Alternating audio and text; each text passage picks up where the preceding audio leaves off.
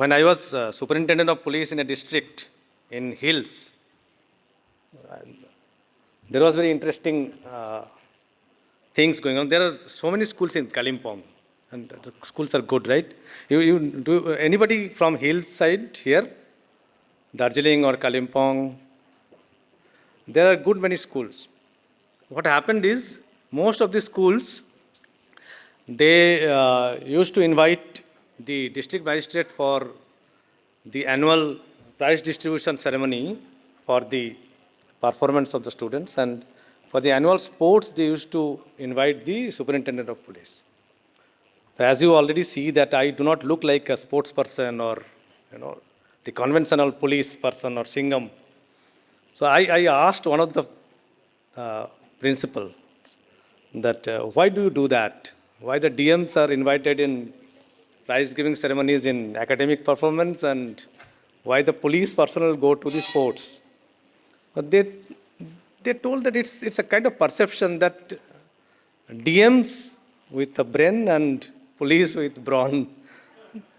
So there is a clear distinction in the perception of intelligence in administrators and police personnel. But there is very little difference as we go through the same process and get differentiated only on basis of vacancies and ranks and other things, not much of difference otherwise. Now, artificial intelligence in policing is a very remote concept. Maybe 10 years back, it would have been like an oxymoron that artificial intelligence in policing is something not applicable or not even, it's very difficult to think of. But technology changes everything. Even if it is governance. Governance is always laggard. It's always like going after certain things have happened, the government comes. There is a kind of approach. The laggard approach is there. It does not have the threats of existence from the competitors. So it is always like that. But interestingly, there are many people who think that changes are required, and whenever there is opportunity, they just get the things done. You must have attended the sessions by ex-Commissioner of Police Rajiv Kumar, today Principal Secretary IT in the Government of West Bengal. He was one of the pioneers in many technology changes which are brought in West Bengal Police, and I happened to work under him for some time in Kolkata as a Deputy Commissioner, so I know that these things are well taken note of in the government and also in police. So I will just touch upon some of the applications which we are using today and how we are thinking of improving on the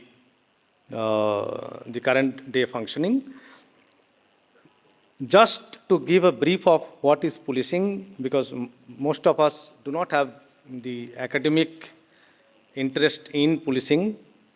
So we normally see it as something happening daily without appreciating much of the larger things. The basic two functioning are maintenance of law and order. Law and order is something which is, for example, this seminar is happening, there is no protests outside, there is nothing happening outside disturbing this proceeding. So we do not appreciate the absence of certain things. Law and order is like that. And law and order, they come together. In India, order is more important than law. At times you have seen that laws are broken to maintain order. But law and order come as it is. The law comes first and the order as per law. That is the job of police. And the second one is prevention and detection of crime. This is the thing which is synonymous with policing. But then the background work, most important work is again intelligence. Because when British came, they thought it is required. Traffic management, border security, coastal security. Coastal security has got its importance after the 26th November incident. And then drugs, narcotics, these are one of the biggest cartels. When we talk of business, the major businesses, the illicit trade of arms, humans, and drugs. These three are the most three important notorious businesses going on in the world. Then wildlife crime, which is increasing day by day, and the personal administration, which I have just discussed. Some of it is well digitized. Now we are taking help of a bit of analytics to see which sub-inspector having certain experience of certain specific job experience. See, in police, we are only confined in the narrow domain. We have not gone into the neural network issues, and then, of course, the next one is only theoretical. So we are not doing anything about it. In policing, we are confined today to the narrow intelligence as such. Narrow intelligence is just what a human being is doing. It is doing faster and also taking a large amount of data, which a normal human being will not take note of. For him to maintain his own intelligence is very difficult, leave alone this thing.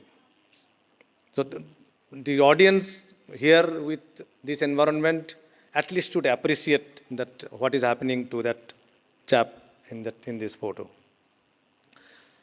Now I will just go into a basic functioning of policing. See, watch function. If you even practice being alert at a very convenient location, you will see that you are getting distracted. So distraction is a very normal human tendency. So they will have important locations designated as beats, and they will have their own routine of visiting the beats. Mind it, if they have a very routinized visit of those beats, then criminals know when to operate, right? Because they are also watching the policemen. It's like visiting the sanctuaries. You must have read that you may not have seen the wild animals, but the wild animals have seen you. It's like that. So the policeman may not see the criminals, but the criminals have seen him. So if we track down to a very routinized details of functioning of a constable on patrolling is basically cop. You must have heard the name cop. Cop comes from constable on patrol. Now, if his details are already known or recorded, that has a pitfall coming with the recording itself, because it may be shared, and the moment it is shared, his own efficacy goes down to zero.